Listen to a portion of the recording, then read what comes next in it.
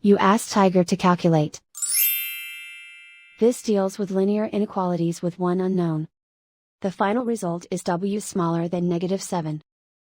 Let's solve it step by step. Swap sides.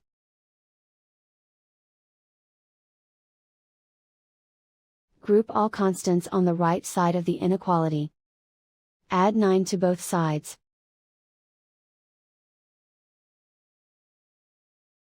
Group like terms.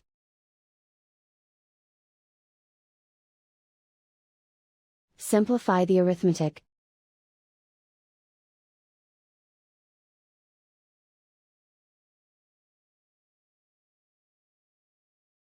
Plot the solution on a coordinate grid.